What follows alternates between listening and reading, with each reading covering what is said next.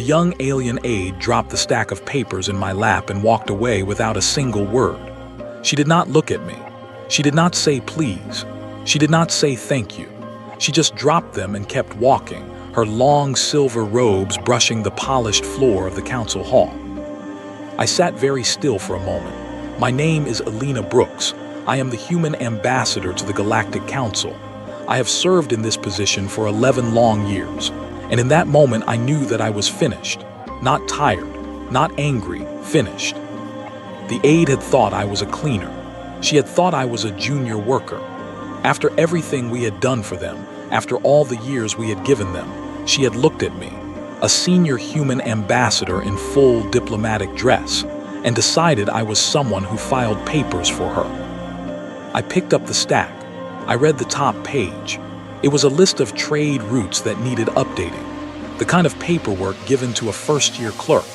I closed my eyes for a moment and made my decision right there, on that cold marble bench, in the heart of a council that did not know what it was about to lose. I stood up, I walked to my private office, I locked the door, and I sent a message to Earth Command. The message was very short. It only had 2 words, begin quietus.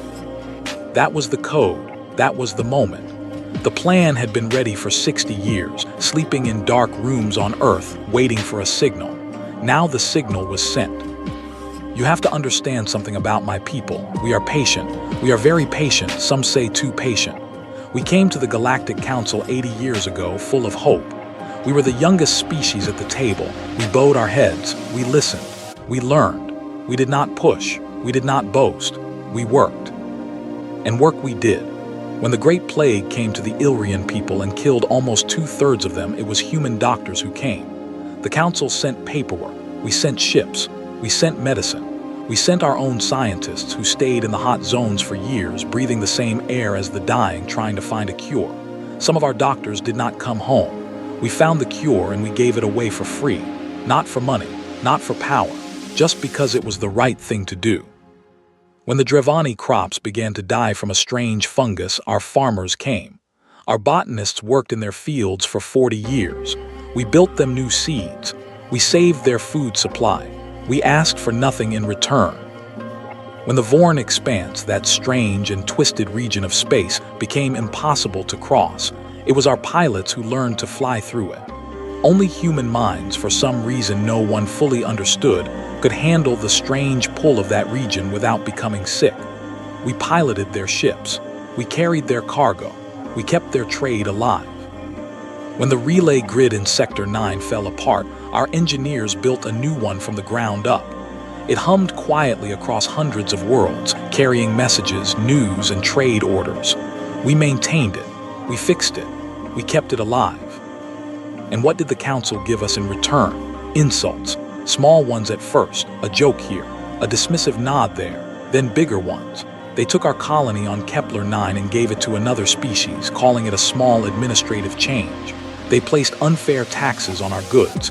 They gave the credit for our work to others. The plague cure became known as the Council Cure. The new seeds became the Drevani hybrid. The relay grid was simply called Council Technology. Our names were rubbed out of the history books, page by page, year by year, and we said nothing. We kept working. We kept hoping that one day they would notice, that one day they would say thank you, that one day they would treat us as equals. That day never came. The worst of them was Counselor Threx. He was tall, with gray skin and eyes the color of cold metal. He had been on the council for nearly 100 years and he hated us. He hated us because we were new. He hated us because we worked harder than his people. He hated us because we did not bow low enough. 3 months before the day the aide dropped the papers in my lap, Threx had stood up in a closed meeting and called us, and I will never forget the words, the apes who learned to count. The room had laughed, not all of them, but enough. Enough to make me sit there with my hands folded in my lap and my face perfectly calm while my heart felt like ice. I did not respond. I had been trained not to respond. I had been an ambassador for a long time, and I knew that one bad reaction could undo decades of careful work. So I smiled. I nodded. I went back to my office and I wrote a careful report to Earth. Earth wrote back the next day. The reply was very short. It said only this: "Hold steady. The plan is almost ready." I did not know what the plan was. I only knew it had a name: quietus. A quiet word, a soft word, the kind of word you whisper to a child who is going to sleep. Now, sitting in my office with the door locked, I knew. The plan was simple, so simple it almost made me laugh. We were going to leave. Not with anger, not with shouting, not with any kind of fight. We were just going to pack up and go home. Every human in council space, every doctor, every pilot, every farmer, every engineer, every translator, every scientist, every clerk, every cook, every child. All of us quietly, without a word. For the next 11 days, I sat in the council hall and smiled at every insult. I signed every unfair trade paper they put in front of me. I bowed when they told me to bow. I listened when Threx made his speeches. I clapped politely when others clapped. I wanted them comfortable. I wanted them sure that nothing was changing. Meanwhile, every 6 hours, another human ship slipped quietly out of council space. The departure logs read routine maintenance. The ships were full, every seat, every cargo hold, full of our people and our things. Our doctors finished their last shifts at council hospitals and walked away without saying goodbye. Our pilots flew their last runs through the Vorn expanse and did not return. Our engineers handed in their tools at the end of their shifts and quietly boarded ships home. Our farmers harvested their last crops on Drevani fields and left the seeds in neat boxes at the edge of the fields. They did not need to take the seeds. The seeds were not the secret. The knowledge was the secret, and the knowledge was leaving with them. In our office buildings on the council home world, our staff packed up files and sent them to Earth. Our schools quietly closed. Our markets shut their doors. Our embassies emptied, room by room. And the council noticed nothing. Nothing at all. They were busy with their own affairs. They were busy with their parties and their speeches and their tiny little fights over tiny little laws. They did not see us leaving. We had been there so long, so quietly, doing so much work in the background that we had become invisible to them. They had stopped seeing us years ago. On the morning of the 12th day, I dressed carefully. I wore my full ambassador robes. I pinned my Earth medal to my chest. I brushed my hair. I drank 1 cup of coffee, slow and hot, and I felt my hands shake just a little, not from fear, from something else, from the strange feeling of standing at the edge of a cliff that you have been walking toward for years. I walked into the council hall. The morning session had already started. Threx was at the front making one of his long speeches. He was talking about how the trade balance favored some species too much, and how this was unfair to others. He was, of course, talking about us. I walked to my seat and sat down. I waited. I did not interrupt. I let him finish his speech in full. When he was done, the other counselors clapped politely. He sat down with a small smile on his cold face. I stood up. The room went quiet. They were not used to me speaking unless I was called on. I walked, slowly, calmly, to the central platform. I placed my badge of office on the stone table. I placed my key card next to it. I removed the medal from my chest and laid it down too. Then I spoke. My voice was clear and steady. I had practiced these words for many nights. I said the Sol Confederation withdraws from the Galactic Council. All human personnel, all human ships, all human cargo, all human services are recalled. We thank you for the years of partnership. We wish you well in your future work. That was all. I did not shout. I did not accuse. I did not threaten. I simply turned around and walked out of the room. Behind me, I heard the sound of confused voices. Someone laughed. I think it was Threx. He thought it was a joke. He thought I was making some kind of dramatic gesture and that I would be back tomorrow with a list of demands. He thought, I am sure, that this was the start of a negotiation, that we wanted something, that we were finally going to push back, and that he could push back harder, and that everything would settle down. He did not understand. None of them did. We did not want anything. We were not negotiating. We were just leaving. I walked out of the council hall for the last time. The great doors closed behind me with a soft sound like a sigh. My ship was waiting on the landing pad. The pilot, a young woman named Clara, gave me a small nod as I climbed aboard. She did not say anything. She knew what this day meant. The ship lifted into the air. The council home world fell away below us, all silver towers and glittering domes. I watched it shrink in the window until it was just a small bright point in the darkness. Then I turned away from the window. I sat down. I closed my eyes. The plan was complete. Every human was now off council ground.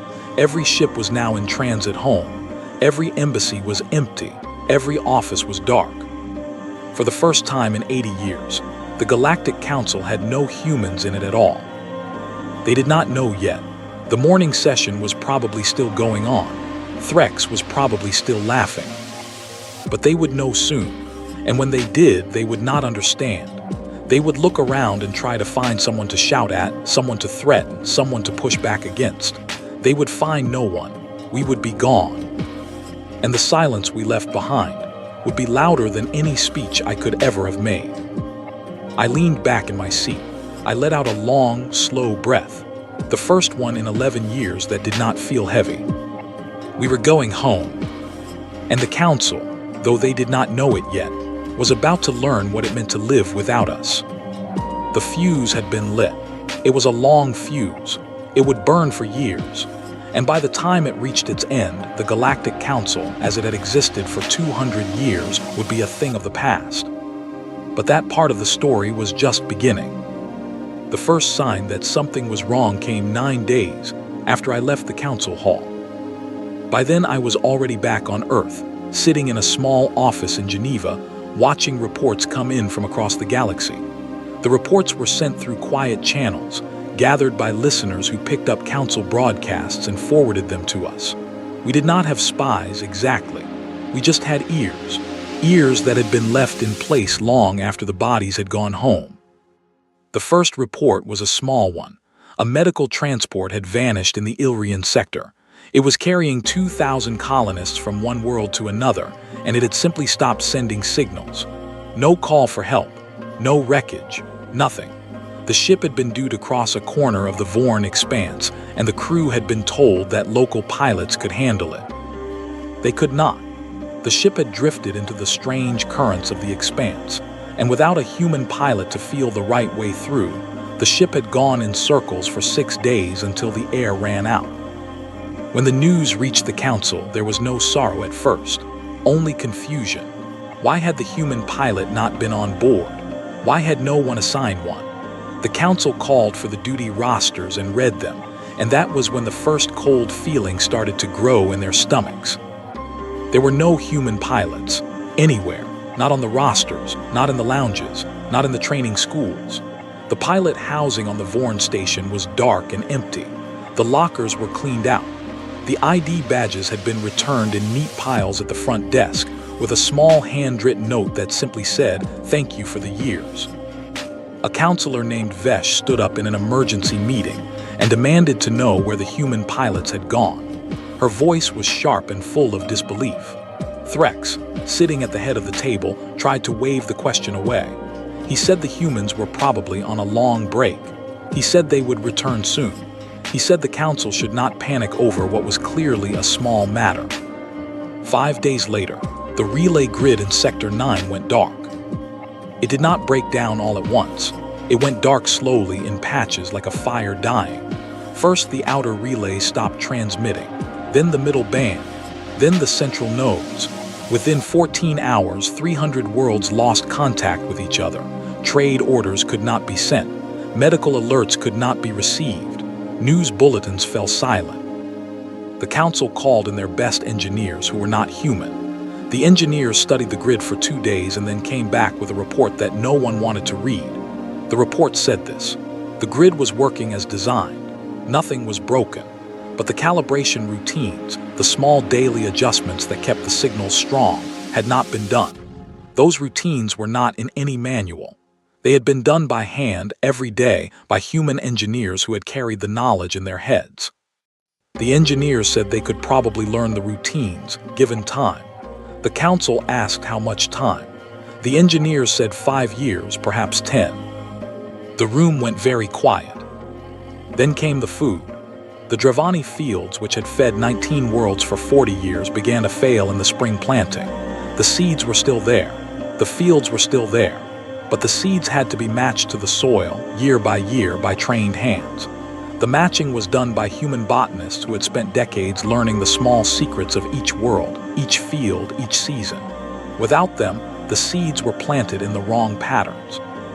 The fungus came back, the very fungus that humans had once chased away, and it ate the young plants before they could grow. By midsummer, 18 worlds had no harvest. By autumn, the grain stores in the cities were running low. By winter, the first reports came in of empty markets and worried families. The Dravani council member, a tall and proud being named Alin, stood up in a session and demanded help. She wanted the council to send aid ships at once. She wanted emergency rations from the central stores. She wanted, she said, action. The council voted to send the ships. The ships were loaded. The ships were ready. But there were no pilots to fly them through the long routes that crossed the Vorn expanse. The food sat on the docks for 6 weeks, slowly going bad, while the council argued about what to do. In the end, the food was sent the long way around, through safer space. It took 4 months to arrive instead of 3 weeks. By then, many of the worlds had already begun rationing. The pharmaceutical industry was the next to break. The Dravani had built their medicine factories on the assumption that certain raw materials, certain special chemicals, would always be available from human suppliers. Those chemicals were not exotic. They were not rare. They were just made by human factories, sold at fair prices, delivered on time, every time for 60 years. The Dravani had never bothered to learn how to make them. When the human factories closed, the supply ended. The Dravani had stockpiles that lasted 4 months. After that, the pharmacy shelves on 3 dozen worlds began to empty. Common medicines became rare. Rare medicines became impossible to find. Hospitals started rationing. Doctors started sending patients home with paper notes that said, "We have nothing for you." By the 60th day after my departure, 3 council member species were dealing with food shortages. By the 90th day, 2 more had problems with their power grids, which depended on parts that humans had been quietly making for decades. By the 100th day, the Vorn expanse was a closed border. Trade routes that crossed it were dead. A third of all council trade had simply stopped. And through all of this, Earth said nothing. We did not gloat. We did not send messages. We did not boast on the public channels. We did not give interviews. The council kept waiting for some kind of statement from us, some demand, some price they could pay to make us come back. The statement never came. We simply sat in our homes, on our worlds, and went about our lives. I want to tell you about a man named Henry Ward. He was an engineer who had spent 30 years working on the relay grid in Sector 9. When the call came to go home, he packed up his small apartment in the worker district, said quiet goodbyes to a few non-human friends, and boarded the ship home with the rest. When the grid began to fail, he was sitting in his garden in a small town in England, planting tomatoes. A reporter found him. The reporter asked him if he was worried about the grid going down. Henry shrugged and said, "That is not my job anymore." Then he went back to his tomatoes. That story spread through council space like a strong wind. They could not understand it. They could not understand a man who had built something for 30 years and then walked away without looking back. To them, this was strange. To us, it was simple. We had been treated as workers, not partners. So we had stopped working. Inside the council, the panic began to grow. Threx tried to keep order. He gave long speeches about how the species of the council were strong, how they did not need humans, how everything would settle down in time. But fewer and fewer councillors believed him. They could see the empty markets. They could see the cold pharmacies. They could see the dark relay nodes. A young councillor from a small species, the Ilrians, stood up one day in the General Assembly. Her name was Saska. Her people were the ones the humans had saved from the Great Plague. She had lost her mother and her 2 sisters to that plague when she was a child. She remembered. She had always remembered. She walked to the central platform. She did not bring notes. She spoke from her heart. She said, "Listen to me. We are not facing a crisis because the humans left. We are facing a crisis because we never learned what they were doing. For 80 years, they kept us alive in 100 quiet ways, and we did not see it. We did not want to see it. We told ourselves we did not need them. We laughed at them. We pushed them down. And now they are gone, and we are looking around at all the things they were holding up, and we are surprised that things are falling. The room was silent. Saskia went on. She said, "This is not the humans' fault. They asked for nothing. They worked for us. They saved us. And we, in return, called them apes and took their colonies and erased their names from the records. They left because we made them want to leave. Now we have to find a way to live without them. But first, we have to admit here in this room what we did." She sat down. The room was so quiet you could hear the soft hum of the lights. Threx tried to speak. He tried to call her speech disrespectful. He tried to remind the counselors of their dignity. But his voice sounded weak, and several counselors looked away from him. The mood had shifted. Something had cracked. That night, a vote was held in private. It was not a public vote. It was a small one between the leaders of 22 member species. The vote was to open a formal investigation into the council itself, to examine the records, to find out what had happened, to decide if the council in its current form was fit to continue. The vote passed, 11 against, 22 in favor. The investigation was called the tribunal. It would last 73 days. It would change everything. But before it began, Saskia sent a message to Earth. She sent it through the old quiet channel that I had left open, just in case anyone wanted to talk. The message was simple. She wanted humans to come and testify. She wanted us to tell our side. She wanted us to come back, even just for a little while, to help the council find its way to the truth. The message reached me in Geneva. I read it twice. Then I sent it to Earth Command, and I waited. The reply came back within the hour. It was short, as always. The reply was for me to send to Saskia. It said this: "We are not interested in being your witnesses. We have already left. The accounting is yours to do." I read those words and felt a strange mix of feelings. Pride, yes. Sorrow also. I knew Saskia. I had met her once years ago when she was a young aide. She was a good person. She had a good heart. And we were leaving her to do this hard work alone. But I also knew why. If we came back, even just to testify, we would become part of the story again. We would become something the council could blame or appeal to or use. Our absence was the most powerful thing we had. To break the silence now, after we had carried it so far, would be to lose everything we had earned by walking away. So I sent the message to Saskia. I added one line of my own. It said, "You do not need us to find the truth. The truth is already there in your records. Look for it. We trust you." She wrote back 2 words, "Thank you." That was all the contact I had with anyone in council space for many months. The tribunal began 3 weeks later. It was held in the Great Chamber, the same hall where I had stood and made my final speech. The seats were full. Every member species sent a representative. The Ilrians sent Saskia, who was made the chief questioner. The Drevani sent a Lin, who had grown thinner over the months. The Vethic sent a quiet older being named Myrk, who was known to be fair and careful. Threx was not on the panel. He was a witness now.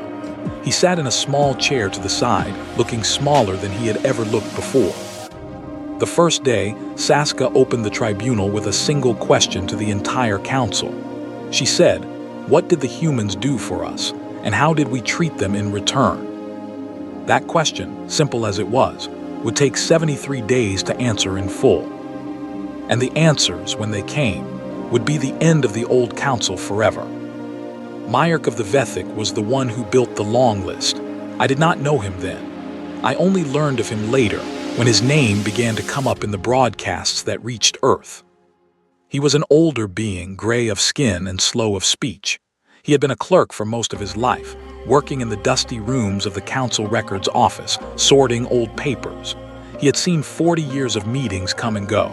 He had filed reports that nobody read. He was, in the eyes of most counselors, a small figure, a man of paper. That was why Saskia chose him.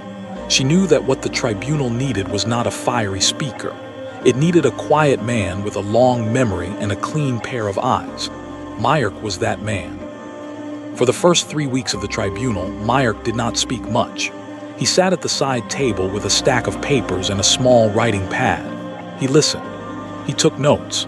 He asked every now and then for a record to be brought from the archive. The clerks would bring the records and he would read them, and he would underline things in soft blue ink, and he would set them aside. By the start of the 4th week, his stack of underlined records was very tall. It was time for him to speak. He stood up slowly, leaning on the table for support. He did not raise his voice. He never raised his voice. He simply began to read. He read out the dates of 47 separate moments in council history when human work had been done, and the credit had gone to someone else. He read each one out in full, with the date, the place, and the name of the human or humans involved. 47 moments, 47 thefts of credit, 47 names erased from the records, sometimes carefully, sometimes carelessly, but always erased. The Drevani hybrid seeds, he said, were developed by a team of 7 human botanists led by a woman named Margaret Hill. Hill spent 21 years on the Drevani worlds. She is not named in any official council record. The seeds are credited to the Drevani Agricultural Office. The Illyrian plague cure, he said, was developed by a team of 3 human doctors and 1 Illyrian medical student. The lead human doctor, Peter Dawson, lost 2 members of his own family to the plague during the research, when he had to bring them with him to keep working. He is not named in any official record. The cure is called the Council Cure. The Vorn Expanse Pilot Manual, he said, was written entirely by a human pilot named Catherine Lowell, who flew the Expanse for 34 years. Her name was removed from the 2nd edition. The manual is now credited to the Council Pilot Service. The Sector 9 relay grid, he said, was designed by a human engineer named Henry Ward, who later worked on it for decades. The grid is officially called the Council Communications Network. Ward is not named anywhere in the official documents. He read on, and on, and on. The room sat in silence as Myrick named name after name, year after year, project after project.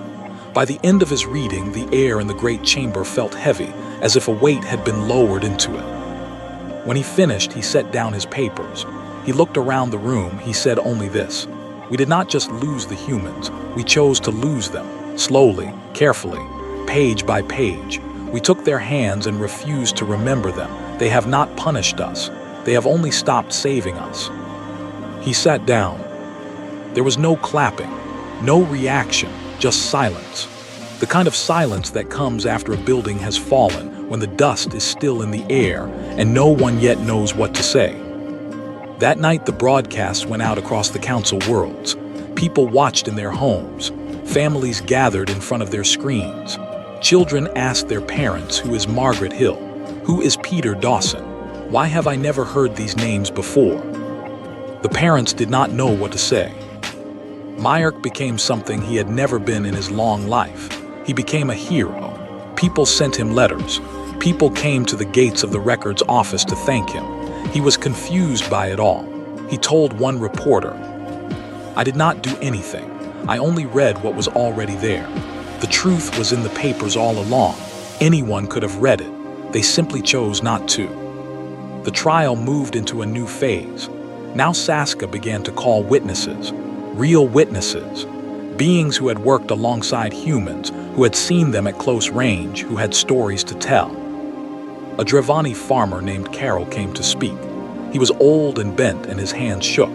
He said, "I worked next to a human named John Becker for 20 years. He came every spring. He stayed through the harvest. He taught me how to read the soil, the wind, the small signs in the leaves. When my son was sick, John gave him human medicine and saved his life. When my wife died, John came to her ceremony and stood with my family. He never asked for anything. When the call came for the humans to leave, he came to my house and gave me a small box of seeds and said, 'These are the new ones. Plant them in the eastern field. The soil there is right for them.' Then he shook my hand and went away. I have not heard from him since. I do not know where he is. I do not even know which country on earth he is from. He was my friend for 20 years and I never asked. Carol stopped speaking. His shoulders shook. He could not go on. Saska thanked him quietly and the next witness was called. A Illyrian doctor named Pell spoke next. She had worked alongside Peter Dawson during the plague. She said he never slept. He worked until his hands shook. He saved my whole village. When my daughter was born, he held her in his arms and laughed. He said she had the strongest little fingers he had ever felt. When my mother died of the plague, he sat by her bed for 3 nights, even though he could have gone home. He was not a hero in any book. He was just a doctor doing his job. But the job was saving us, and he did it, and we let his name be erased. She paused. Then she said, I want to find him. I want to write to him, but I do not even know if he is still alive. I never asked him for his home address. None of us did. We just took what he gave us and we let him go. The witnesses came one after another. Pilots, farmers, factory workers, teachers, nurses, builders. Each one had a human friend. Each one had a story. Each one had taken the human for granted, and now, in the empty space where the human had been, the shape of the friendship was visible for the first time. Threx took the stand on the 41st day. He came in slowly. He had aged in the months since the tribunal began. His gray skin had a yellowish tint. His eyes were tired. He sat in the witness chair and looked out at the room, and the room looked back at him in silence. Saska asked him, "Why did you call the humans the apes who learned to count?" Threx tried to deflect. He said it had been a joke, taken out of context, said in a private meeting many years ago. Saska did not let him deflect. She had the records of that meeting. She read out the full quote. The room had laughed, the record said. Many counselors had laughed. Threx had no answer. He looked down at his hands. Saska asked, "Why did you vote to remove the human colony at Kepler 9 and give it to another species?" Threx said it had been a small administrative matter. Saska read out the colony records. 200,000 humans had lived on that colony. They had built it from nothing over 30 years. They had been moved off it in 6 months with no compensation, no explanation, and no thanks. Saska asked, "Did you ever in your career propose any motion to thank the humans for any of their work?" Threx was silent for a long time. Then he said, "No, I did not." Saska asked, "Did you ever in your career vote in favor of any motion to thank them?" Threx was silent again. Then he said, "I do not remember." Saska said, "The records show that you voted against 3 such motions, and you abstained from 7 others. There is no record of you ever voting in favor of any motion of thanks toward the humans. Is this correct?" Threx said, "Yes, it is correct." The room was very quiet. Then Saska asked her last question. She asked it gently, without anger. She said, "Why?" Threx looked up. His eyes were wet. For the first time in his long, hard life, the cold metal in them had become something softer. He said, "I do not know." He said, "I told myself they were below us. I told myself they were lucky to be at our table. I told myself they were eager to please because they needed us. I told myself this for so long that I forgot to ask if it was true." He said, "I thought they would always be there. I thought they liked it. I thought they were happy with the small place we had given them. I never asked. I never looked at them as people who could leave. I looked at them as workers who could not." He said, "I was wrong about all of it. I was wrong." He sat in the chair with his hands in his lap, and he looked smaller than any being I had ever seen. Saska did not say anything for a long moment. Then she said, "Thank you for your honesty. You may step down." Threx stood up. He walked out of the great chamber. He did not return to it. The verdict came on the 73rd day. The panel of judges, 12 in number, drawn from 12 different species, read out their findings. Myerk was one of them, so was Saska, so was Elin of the Drevani. The findings were this. The council was found grossly negligent. 47 specific instances of erased contributions were entered into the official record.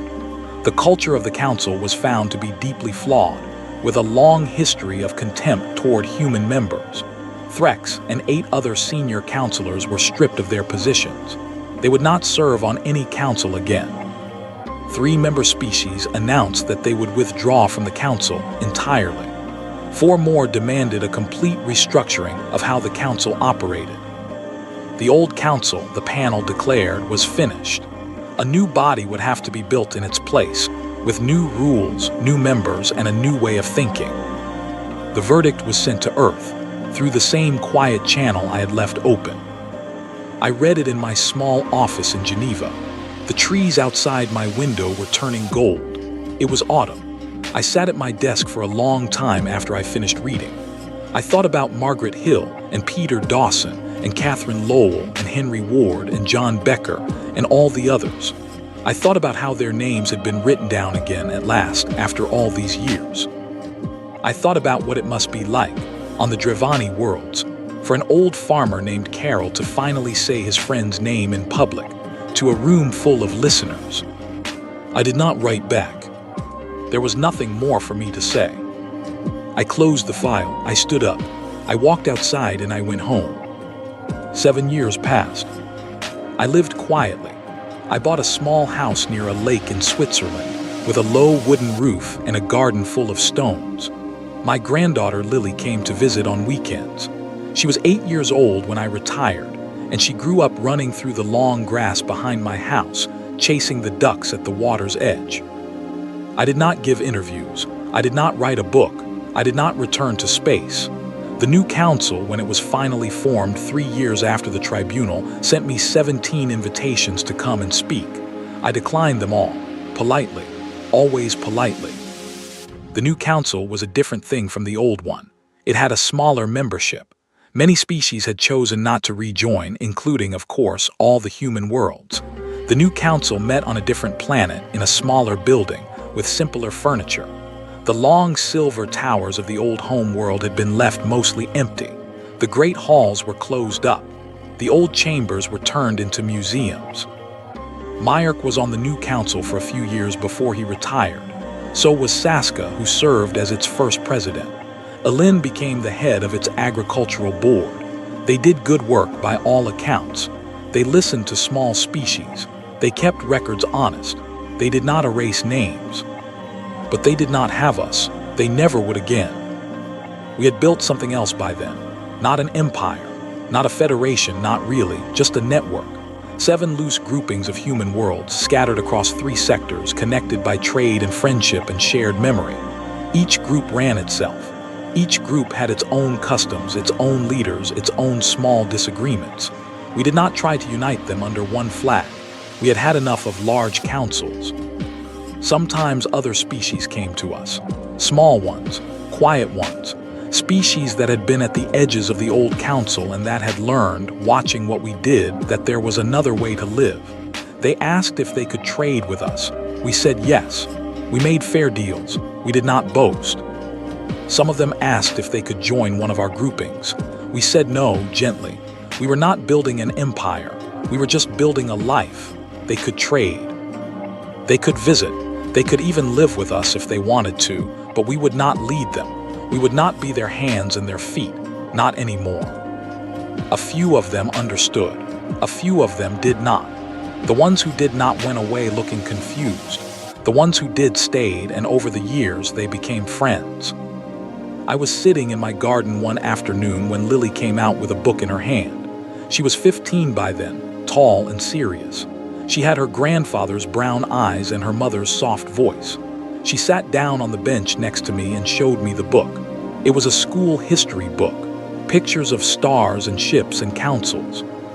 She pointed to a page. She said, "Grandma, my history teacher said today that you were the one who walked out of the old council. He said you started everything. Is that true?" I looked at the page. There was a small picture of me there, taken on the day I had walked out of the great chamber. I looked younger. My hair was darker. My face was very serious. I was holding the bag with my badge inside it. I said no. I did not start everything. I just took the last step. The walking had been going on for a long time before I took that step. Many people had been walking very quietly for many years. I just opened the door at the end. She said, "But the teacher said you were brave." I thought about that for a moment. I said I was tired mostly. There is a kind of tiredness that looks like courage from the outside, but it was not really courage. It was just the end of patience. When patience ends, the next step is to leave. That is what I did. Anyone in my place would have done the same. She said, but you knew what would happen. You knew the council would fall. I shook my head. I said no. I did not know that. I only knew that we could not stay. The fall of the council was not something we planned. We did not push it. We did not want it. We just stopped holding it up. It fell because it was already falling, and we were the only ones holding it together. When we stepped away, the falling that had always been there became visible. She thought about that for a while. Then she said, was it sad to leave? I said yes, it was. I had friends there. I had places I loved. I left them all behind, and I did not return.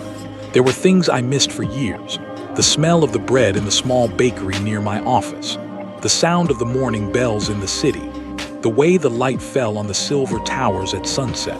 I still miss those things sometimes when I am very still. She said, then why did you leave? I said because the price of staying had become too high. Not in money, in something deeper. We were giving them everything, and they were giving us nothing in return except small insults. A friendship can carry many small insults if there is also kindness underneath.